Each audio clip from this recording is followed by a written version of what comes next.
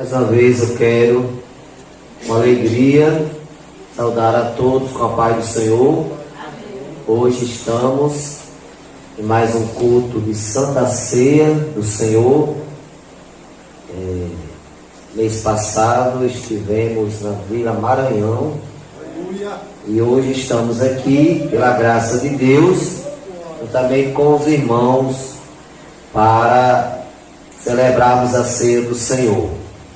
Eu quero, nesta noite, com a igreja, meditar nesta passagem que temos lido na carta do apóstolo João. Este João, irmão de Jesus, filho de Maria e José, escritor dessa epístola, um dos irmãos de Jesus que teve dificuldade de acreditar que Jesus realmente fosse filho de Deus. Mas chegou o momento dele crer e saber que Jesus era o enviado de Deus. Porque a Bíblia diz que Jesus, ele era desacreditado pelos próprios irmãos. Aí eu pergunto, irmão, Jesus, filho de Deus, que nunca pecou, era desacreditado por alguém? Imagine, muitas vezes nós, falhos, pecadores, e às vezes queremos nos perturbar, porque alguém não acredita em nós, Mas Jesus também passou pelo mesmo, irmão. Passou por esses momentos de alguém duvidar que ele fosse filho de Deus. Aleluia. Lá em Mateus capítulo 18, capítulo 16, versículo 18 a seguir, nos fala que Jesus ele se dirigia para os discípulos e lhe fazia uma interrogação e perguntou aos discípulos: que dizem os homens ser o filho do homem? Jesus queria ouvir da boca dos apóstolos o que é que as pessoas lá fora estavam dizendo a respeito dele. Aí Pedro disse assim: uns diz que tu és um dos profetas, outros diz que tu és João Batista, outros diz que tu és Elias. Aí Jesus agora pergunta aos próprios apóstolos: e vocês? Vocês pensam que eu sou quem? O que é que vocês dizem da minha pessoa? Aí Pedro responde e diz: tu és o Cristo, o Filho do Deus vivo. Quando Jesus ouve essas palavras de Pedro, aí Jesus responde: bem-aventurado és tu, Simão Barjonas, porque tu não revelou a carne e o sangue, mas meu Pai que está no céu.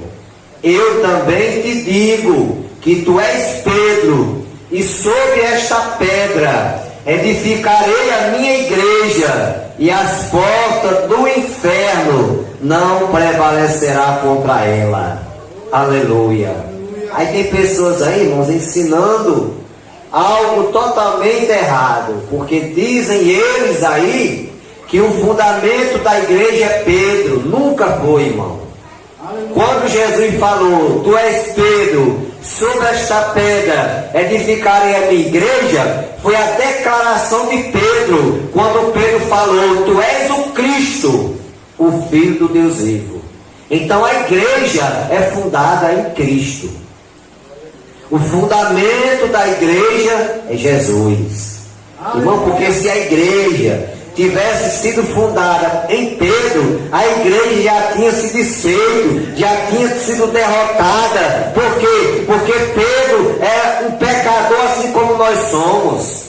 Aleluia. Então não havia possibilidade da igreja permanecer de pé. O inferno já tinha prevalecido contra esta igreja que era fundada por Pedro. Mas não, a igreja é fundada em Cristo. Aleluia. Por isso que as portas do inferno não prevalecerá contra esta igreja. Já tentaram de várias formas. No passado, uma grande perseguição aos primeiros crentes, aos primeiros apóstolos, a igreja primitiva, os apóstolos de Cristo, todos foram mortos, uns a pedradas, como Estevão foi apedrejado. Estevão foi o primeiro mártir da igreja, foi o primeiro crente a ser morto, pelo motivo tão somente porque ele era crente, porque pregava a palavra de Deus. Depois Tiago foi morto ao fio da espada. Outros discípulos foram jogados, como João foi jogado no caldeirão de óleo fervendo. Porém Deus fez um milagre, e mesmo caindo dentro do óleo fervendo, ele não morreu. Aleluia. Deus fez um milagre, e ali o imperador, que não gostava de crente, que perseguia a igreja, mandou exilar João na ilha de Patmos. E João foi o único discípulo que morreu de morte natural. Os outros todos mataram eles. Uns, como Bartolomeu, foi esfolado. Essa prática, irmão, esfolado, eles usavam para matar os crentes na época, tão somente porque era discípulo de Cristo. Eles tinham uma estaca em pé, muito pontiaguda, e eles pegavam a pessoa, e aquela estaca, ela penetrava as partes baixas da pessoa e saía até no crânio. Era esfolado. E outros tipos de morte. Os discípulos de Jesus morreram, mas mesmo assim, irmãos, outros foram jogados aos leões nas arenas. Eles pegavam os irmãos ali e deixavam aqueles leões jejuar não sei quantos dias. Aí vinha aquela plateia de gente lá em Roma, tudo assistir à morte dos crentes, porque eles não gostavam dos crentes. Aleluia. E ali chegava um momento que o imperador dava ordem para abrir os portões, e estavam os irmãos lá dentro, no meio do campo ali, e os leões saíam de dentro daquela jaula, tudo faminto, e matavam os irmãos, e comiam os irmãos, estraçalhavam os irmãos. Isso era homem, mulher, criança, né? Fosse crente, jogava para os leões. Mas cada gota de sangue que era derramada daqueles crentes era uma semente que germinava. Aleluia. E aquela gota de sangue, aquela semente que caiu, estamos nós aqui, irmãos. Nós somos fruto do sangue dos irmãos. Aleluia. Por quê? Porque perseguiram a igreja, tentaram destruir a igreja, nunca conseguiram e nem vai conseguir, porque esta igreja é fundada em Cristo. Aleluia. E hoje mesmo, meus irmãos, tem muitos aí, se pudesse, fechavam nossas igrejas, porque eles não vão com a nossa cara, eles não aceitam a mensagem do Evangelho, eles querem porque querem, aleluia, parar a máquina do Evangelho, a pregação do Evangelho. E nós vamos, irmão, louvar a Deus que até agora, e vamos pedir para não chegar aqui, mas até agora nós estamos tendo a liberdade de fazer os nossos cultos dentro das igrejas, fora da igreja, mas aí já tem estado. Cumpre. Agora, por outro lado, irmão, mesmo sendo perseguida a igreja, nós se alegra, sabe por quê? Porque é cumprimento da palavra. A Bíblia diz que chegaria tempo que os homens fariam do certo errado e do errado certo. Aí os homens que criam a lei estão pegando o certo, dizendo que é errado, e estão pegando o errado, dizendo que é certo. Aleluia.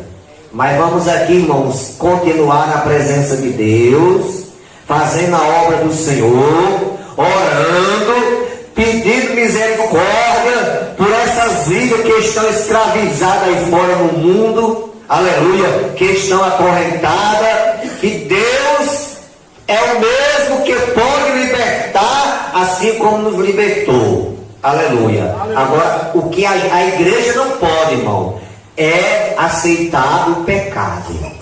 Glória a Deus.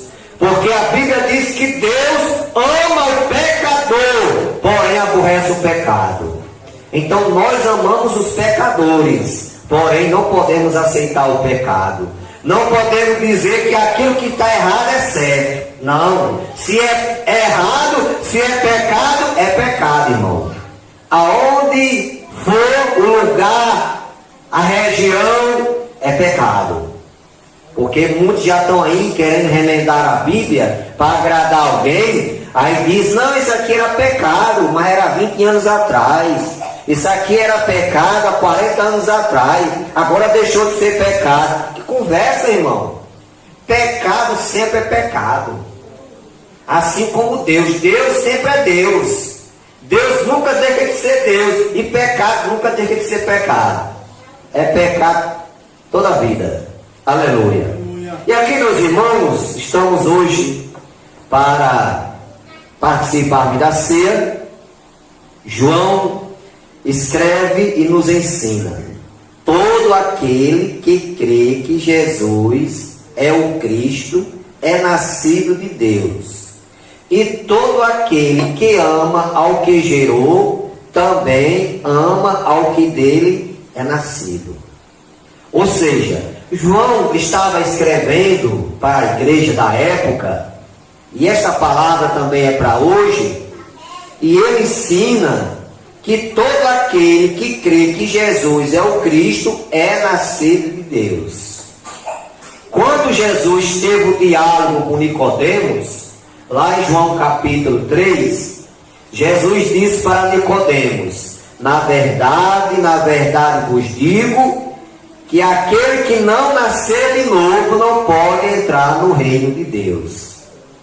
Então, irmãos, nascer de novo é se decidir para Cristo, é aceitar a Jesus como Salvador. No momento que nós aceitamos a Cristo, nós nascemos de novo. Então, por isso que João aqui diz: todo aquele que crê que Jesus é o Cristo é nascido de Deus. Então hoje, irmão, nós somos nascidos de Deus. Nós fazemos parte da família de Deus. E no capítulo 3 aqui de João, João diz assim: vede quão grande caridade nos tem concedido o Pai, que fôssemos chamados filho de Deus. Por quê, irmão? Porque nós não éramos filho de Deus. Quando nós estávamos lá no mundo, a gente não era filho de Deus. A gente era criatura de Deus. A gente só passa a ser filho de Deus quando entregamos a nossa vida a Cristo. Aí nós passamos a fazer parte da família de Deus. Por isso que João disse: vede quão grande caridade nos tem concedido o Pai, que fôssemos chamados filhos de Deus. Porque ainda não é manifesto o que havemos de ser, mas quando Ele se manifestar, seremos semelhantes a Ele, porque assim como Ele é, nós o veremos. Ou seja, quando Jesus se manifestar no arrebatamento, irmão, Jesus está voltando para arrebatar a igreja. Então, quando acontecer a manifestação do arrebatamento da igreja, assim como Jesus é, nós o veremos. Vamos ver Jesus face a face. Hoje nós não temos capacidade para isso, porque nós estamos na matéria, estamos vamos dizer, na carne, no sentido de falar, na matéria humana. Nós não temos condição de ver Deus, porque até Moisés pediu para ver Deus, e Deus disse: olha, Moisés, você não pode me ver não. Homem nenhum na terra consegue me ver e ficar vivo. Mas eu vou passar bem rapidozinho para você ver. Só Deus passou assim, irmão, rápido. E Moisés sentiu mal, viu? Naquele desmaiar ainda. Aleluia. Mas um dia, assim como Jesus é, nós o veremos. Por quê? Porque no arrebatamento, igreja, nós vamos ser transformados.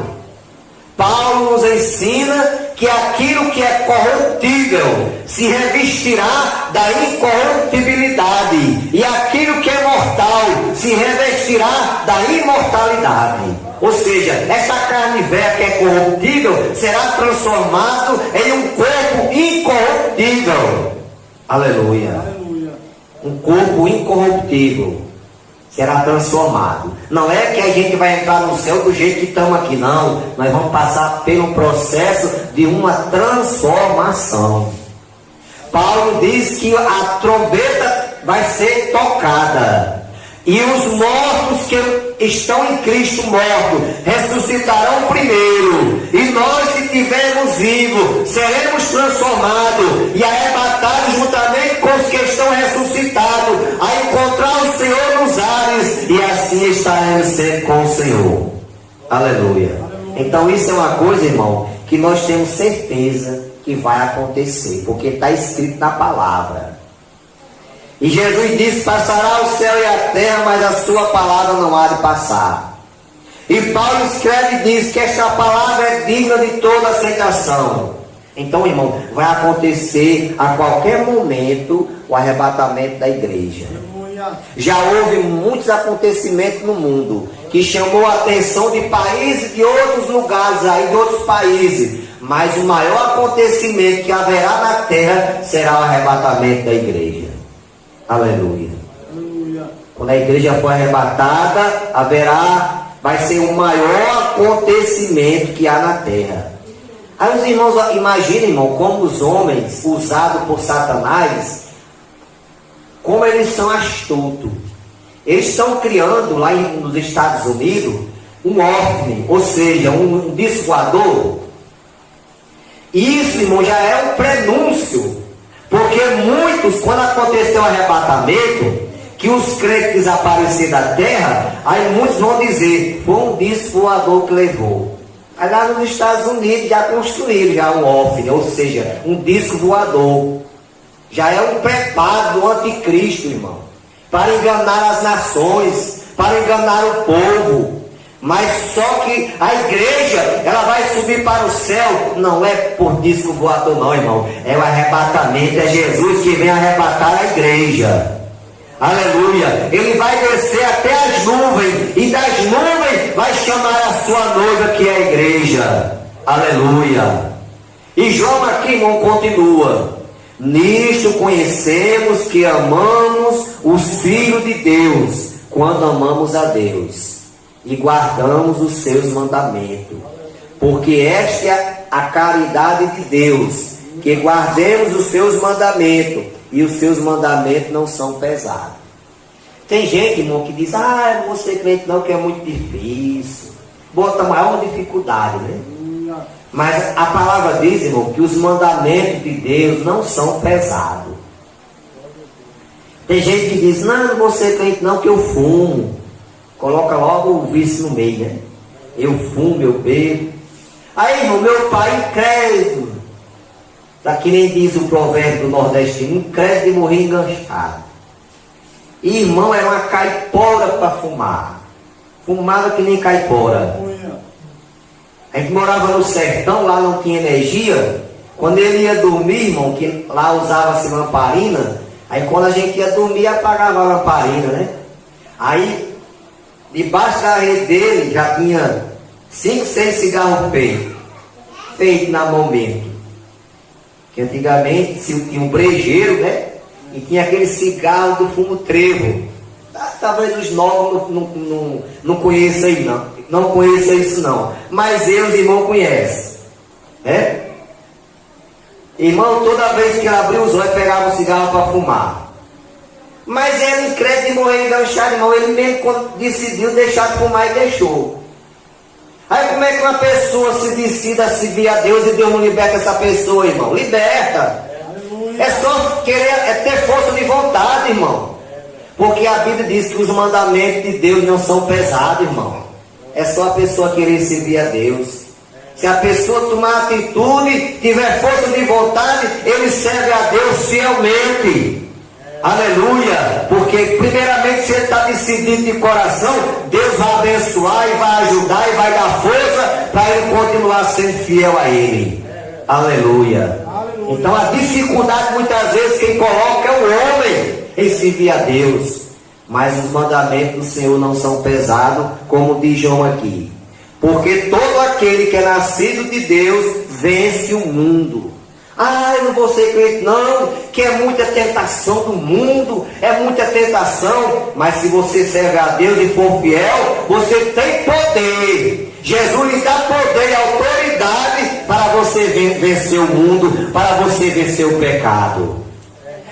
Pedro escreve dizendo que ao nosso redor está o inimigo bramando como leão, procurando a quem possa tragar. Só que tem um detalhe, irmão, ele está ao derredor, mas ao redor está o anjo do Senhor. Aleluia. Aí o salmista diz: o anjo do Senhor acampa-se ao redor dos que o temem e o livra. Provar e ver que o Senhor é bom. Então, enquanto o inimigo está ao derredor, bramando como leão, porque sempre Satanás quis imitar a Deus. Ele sabe que o leão é Jesus. Jesus é o leão da tribo de Judá. Mas ele quer imitar, irmão. Ele quer imitar Deus, quer imitar Jesus. Aí fica bramando que nem leão. É lá leão que nada, irmão. Ele é o diabo. O leão é Jesus, da tribo de Judá. Aleluia. Aí, irmãos, enquanto está lá arrodeando a gente, para ver se a gente cai na tentação dele, a longe está aqui ao nosso lado.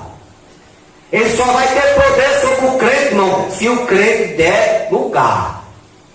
Agora, se o crente não der lugar, irmão, o diabo não pode com o crente, não. Primeiro, o crente tem poder dado por Jesus na vida dele. Quando Jesus falou lá em Marcos 16: ide por todo mundo, pregai o evangelho a toda criatura, aquele que crê e for batizado será salvo, porém aquele que não crê será condenado. E estes sinais seguirão aos que crerem: em meu nome expulsarão o demônio, falarão novas línguas, pegarão nas serpentes, e se beber alguma coisa mortífera não lhes fará dano algum, porão as mãos sobre os enfermos e eles serão curados. É poder, irmão.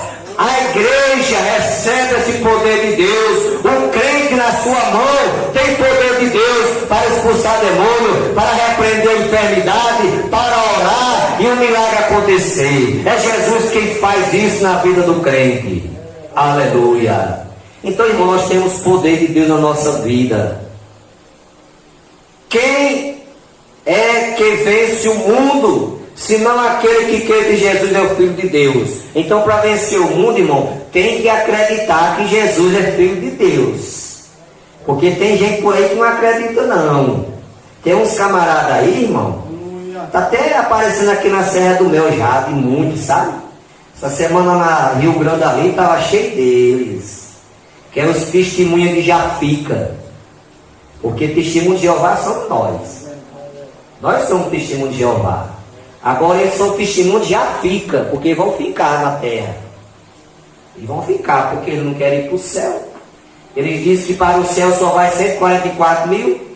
Quando Jesus diz assim: vinde a mim todos. Aí ele diz que é 144 mil. Aí eles não acreditam, irmão, que Jesus é Filho de Deus. Eles acreditam que Jesus é um profeta como qualquer outro. Eles não acreditam. Então, para esse aí, irmão, João está dizendo aqui: quem é que vence o mundo, senão aquele que crê que Jesus é o Filho de Deus? Então esse tipo de gente aí, irmão, não vence o mundo, não. Por quê? Porque não acredita que Jesus é Filho de Deus. Este é aquele que veio por água e sangue, isto é, Jesus Cristo. Não só por água, mas por sangue.